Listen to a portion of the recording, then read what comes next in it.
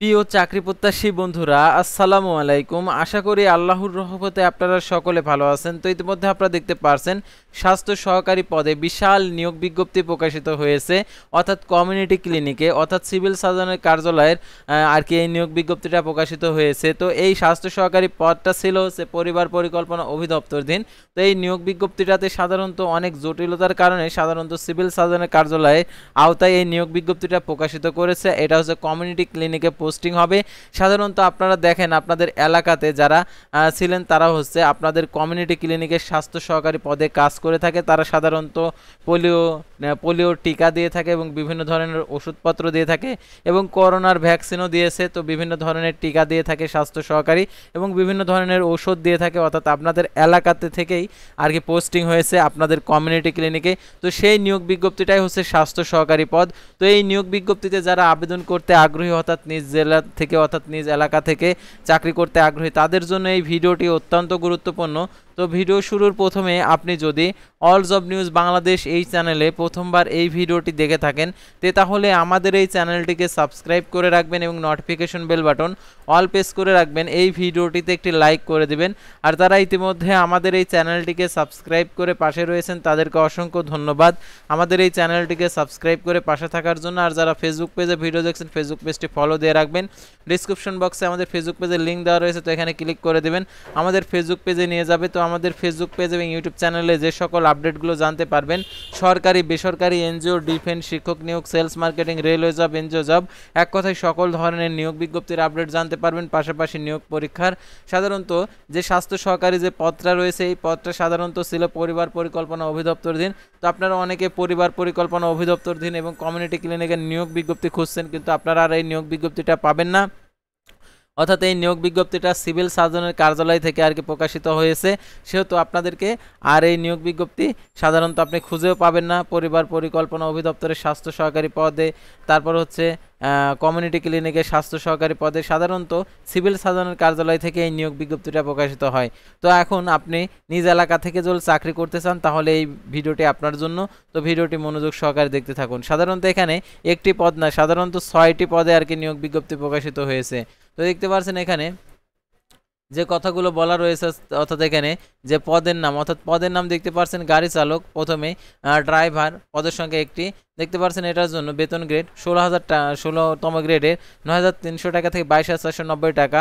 Grade হচ্ছে 15 ভারী licence 9,700 টাকা থেকে 23,490 টাকা। আর এটার জন্য অষ্টম শ্রেণী পাশ হলে আপনি আবেদন করতে পারবেন। ড্রাইভিং লাইসেন্স থাকতে হবে, 16 গ্রেডের ক্ষেত্রে হালকা বৈধ ড্রাইভিং লাইসেন্স থাকতে হবে এবং 15 গ্রেডের ক্ষেত্রে ভারী গাড়ি চালানোর বৈধ ড্রাইভিং লাইসেন্স থাকতে হবে। অভিজ্ঞতা সম্পন্ন চালকদের তারা অগ্রাধিকার দেবে। তো তারপরে দেখতে পাচ্ছেন স্বাস্থ্য সহকারী পদ রয়েছে 130 জন নেবে। তো দেখতে পাচ্ছেন গ্রেড হচ্ছে 9,300 টাকা থেকে 22,490 টাকা। কোনো স্বীকৃত বোর্ড হইতে উচ্চ মাধ্যমিক সার্টিফিকেট সমান পরীক্ষায় উত্তীর্ণ। তো দেখতে পাচ্ছেন তারপরে দেখতে পাচ্ছেন অফিস সহকারী কাম কম্পিউটার মুদ্রাক্ষরিক, যারা কম্পিউটার শিখেছেন তাদের জন্য আর কি নিজ এলাকাতেই যেহেতু পোস্টিং হবে। দেখতে পাচ্ছেন পদের সংখ্যা 7টি। এটা হচ্ছে 16তম গ্রেড 9,300 টাকা থেকে 22,490 টাকা। কোনো স্বীকৃত বোর্ড হতে দ্বিতীয় বিভাগ সমান সিএপিতে উচ্চ মাধ্যমিক সার্টিফিকেট সমান পরীক্ষা উত্তীর্ণ। কম্পিউটার ব্যবহারে দক্ষতা, কম্পিউটার টাইপিংয়ের ক্ষেত্রে সর্বনিম্ন গতি বাংলায় 20 শব্দ এবং ইংরেজিতে 20 শব্দের গতি থাকতে হবে। তারপরে দেখতে পাচ্ছেন স্টোর কিপার পদের সংখ্যা একটি। গ্রেড হচ্ছে 9,300 টাকা থেকে 22,490 টাকা। কোনো স্বীকৃত বোর্ড হতে উচ্চ মাধ্যমিক সার্টিফিকেট সমান পরীক্ষা উত্তীর্ণ। স্টোর কিপার পদধারীকে সরকারি বিধি অনুযায়ী জামানত প্রদান করতে হবে। তো তারপরে দেখতে পাচ্ছেন এখানে যে ল্যাবরেটরি অ্যাটেন্ডেন্ট দেখতে পাচ্ছেন এখানে পদের সংখ্যা একটি। 19তম গ্রেড 8,500 টাকা থেকে 20,570 টাকা। কোনো স্বীকৃত বোর্ড হতে মাধ্যমিক স্কুল সার্টিফিকেট সমান পরীক্ষা উত্তীর্ণ। তারপরে দেখতে পাচ্ছেন অফিস সহায়ক পদের সংখ্যা 4টি। 20তম গ্রেড 8,250 টাকা থেকে 20,010 টাকা।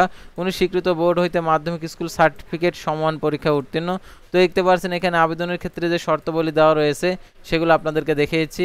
প্রকাশের তারিখ দেখতে পাচ্ছেন 1/9/2025 খ্রিস্টাব্দ তারিখে, সিভিল সার্জনের কার্যালয় হবিগঞ্জ। তো দেখতে পাচ্ছেন নিয়োগ বিজ্ঞপ্তি দেখতে পাচ্ছেন এখানে স্বাস্থ্য পরিবার কল্যাণ মন্ত্রণালয় স্বাস্থ্য সেবা বিভাগের স্মারকে দেখতে পাচ্ছেন মূলে ছাড়পত্র মোতাবেক সিভিল সার্জনের কার্যালয় হবিগঞ্জ জেলার নিয়ন্ত্রণাধীন বিভিন্ন স্বাস্থ্য প্রতিষ্ঠান রাজস্ব স্থায়ী ও অস্থায়ী খাতের আর কি অস্থায়ী যেগুলো রয়েছে পদ, এগুলো 1 বছর পর স্থায়ী হয়ে যাবে।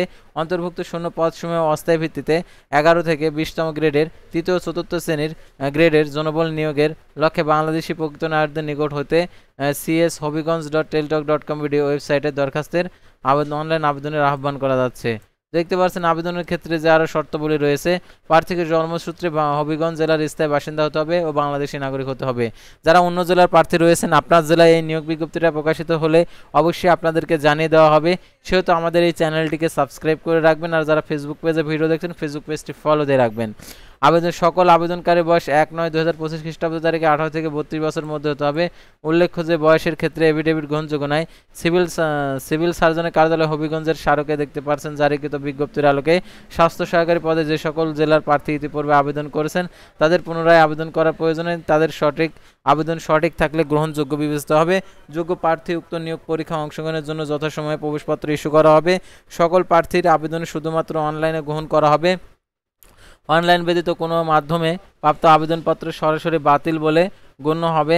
আবেদনপত্রে লিখিত এবং মৌখিক পরীক্ষার প্রযোজ্য ক্ষেত্রে পরীক্ষার অভিন্ন হতে হবে স্বাক্ষর। একই তারিখে সকল পদে লিখিত পরীক্ষা অনুষ্ঠিত হবে বিধায় একজন প্রার্থী একাধিক পদে আবেদন করার বিষয়ে নিরুৎসাহিত করা হলো।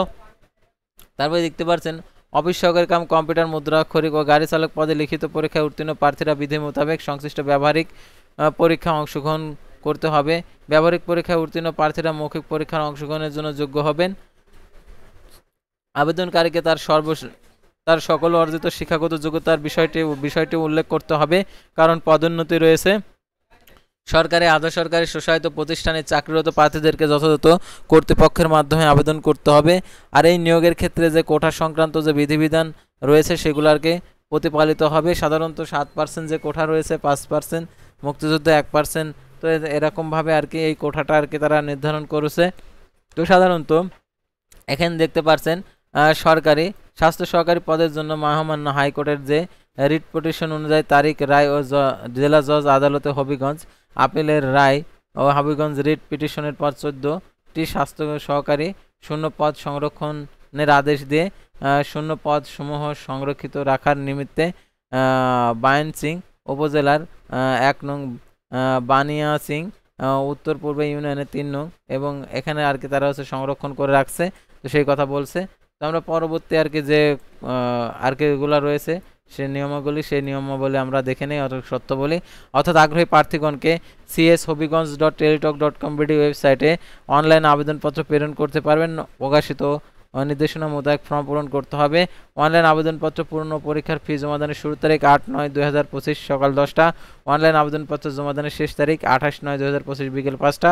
উক্ত সীমার মধ্যে ইউজার আইডি প্রাপ্ত প্রার্থীগণ অনলাইন আবেদনপত্র সাবমিট করা হলে 72 ঘন্টার মধ্যে SMS এর মাধ্যমে পরীক্ষার ফি জমা দিতে পারবেন। আর কি পরীক্ষার ফি সাধারণত জমা দিতে পারবেন। আর আবেদনপত্রে 300x300 পিক্সেল ছবি এবং 300x80 পিক্সেল স্বাক্ষর আপলোড করতে হবে। ছবির সাইজ 100 KB, স্বাক্ষর সাইজ 60 KB।